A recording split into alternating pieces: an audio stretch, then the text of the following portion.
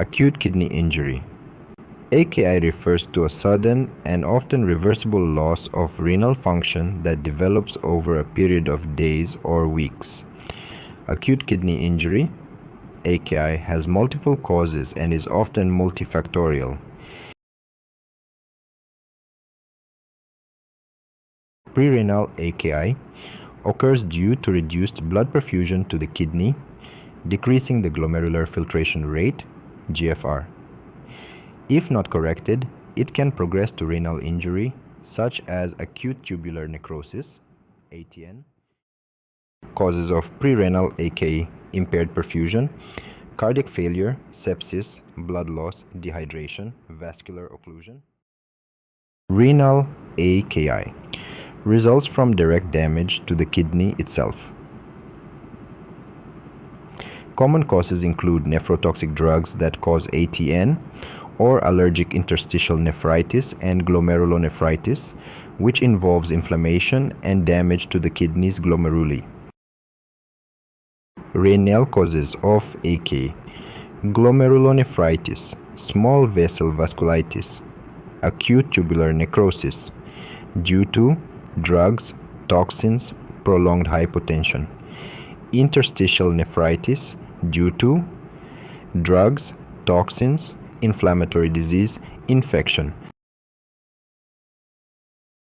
Postrenal AKI, caused by an obstruction in the urinary tract, leading to increased intraluminal ureteral pressure and a subsequent fall in GFR. If the obstruction is not relieved, prolonged low GFR can occur, maintained by a reduction in renal blood flow due to thromboxane A2 and angiotensin II. This can lead to chronic renal injury if not addressed promptly. Postrenal causes include urinary calculi, bilateral, retroperitoneal fibrosis, benign prostatic enlargement, bladder cancer, prostate cancer, cervical cancer, urethral stricture, valves, meatal stenosis, phimosis. Clinical features of acute kidney injury, AKI. Early recognition and intervention are crucial for managing AKI. Upon hospital admission, all emergency patients should have their renal function, blood pressure, temperature, and pulse checked.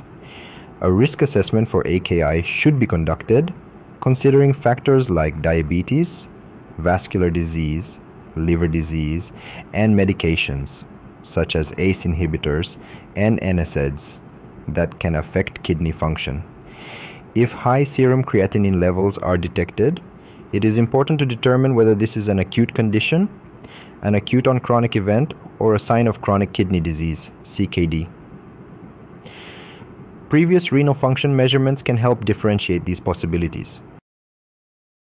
Categorizing acute kidney injury based on history, examination, and investigation. Prerenal: history of volume depletion, vomiting, diarrhea, burns, hemorrhage. Drugs, diuretics, ACE inhibitors, ARBs, NSAIDs, calcineurin inhibitors, iodinated contrast. Liver disease and cardiac failure. Examination: low blood pressure, including postural drop, tachycardia, weight decrease, dry mucous membranes, and increased skin, turgor. JVP not visible even when lying down. Investigation: urine sodium less than 20, fractional excretion sodium less than 1%, high urea creatinine ratio, urinalysis bland. Renal cause: first start with ATN. History of prolonged prerenal state, sepsis, toxic ATN. Drugs, aminoglycosides, cisplatin, tenofovir, methotrexate, iodinated contrast. Other like rhabdomyolysis, snakebite, amanita mushrooms. Examination: vital signs, fluid assessment, limbs, four-compartment syndrome. Investigations: urine sodium more than 40, fractional excretion sodium more than 1%, dense granular, muddy brown casts, creatine kinase. glomerular cause. History of rash, weight loss, arthralgia, chest symptoms, pulmonary renal syndromes, and IV drug use.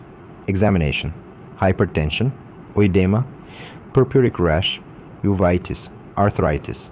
Investigate for proteinuria, hematuria, red cell casts, dysmorphic red cells, ANCA, anti-GBM, ANA, C3 and C4, viral hepatitis screen, HIV, and lastly, renal biopsy.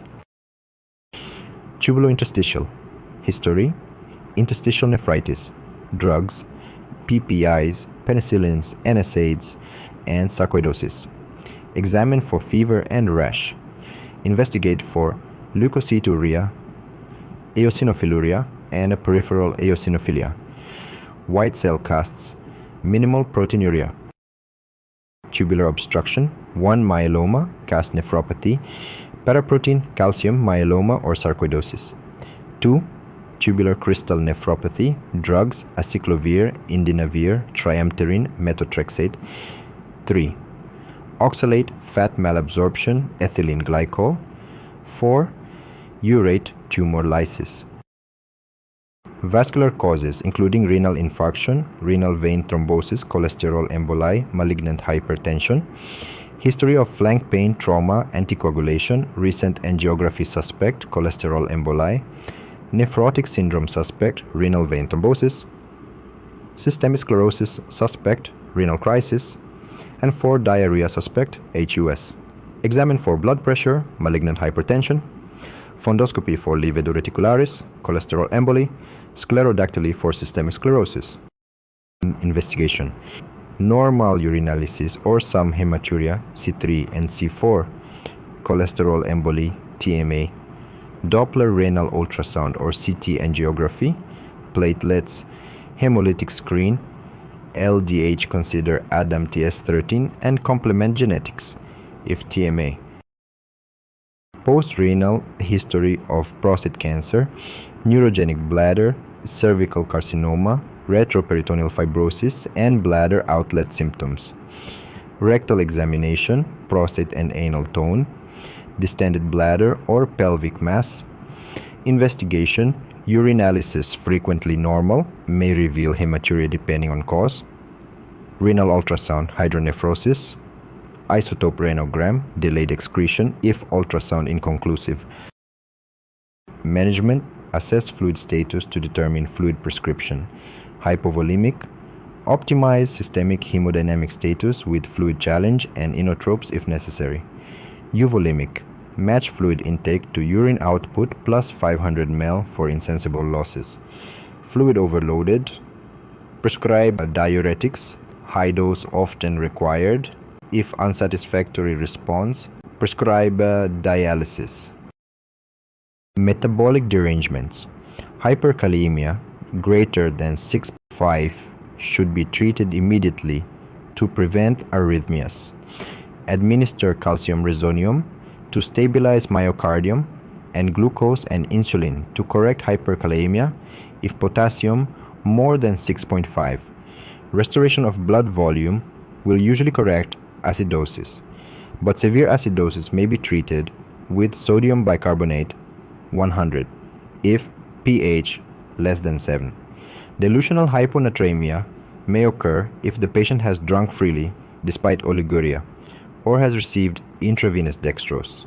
Hypocalcemia is common but rarely requires treatment. Serum phosphate levels are usually high. Cardiopulmonary, pulmonary edema may be caused by administration of excessive fluid relative to urine output. If urine output cannot be rapidly restored, dialysis may be required to remove excess fluid. Temporary respiratory support may also be necessary. Nutrition: high protein intake should be avoided. Infection: patients with AKI are at risk of intercurrent infection. Medications: discontinue any nephrotoxic drugs.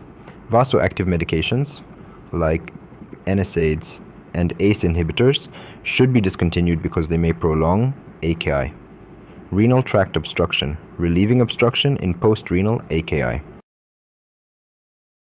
Renal replacement therapy. No specific cutoff values for serum urea or creatinine have been identified at which renal replacement therapy should be commenced. Clinical trials of earlier versus later renal replacement therapy in unselected patients with AKI have not shown differences in outcome. Indications for dialysis with examples for AKI: fluid overload, acute pulmonary edema, hyperkalemia, high potassium generally more than 6.5, with ECG changes, especially broad QRS, uremia, pericarditis, encephalopathy, metabolic acidosis, severe acidosis, pH less than 7.1, bleeding diathesis considered due to uremia-induced platelet dysfunction.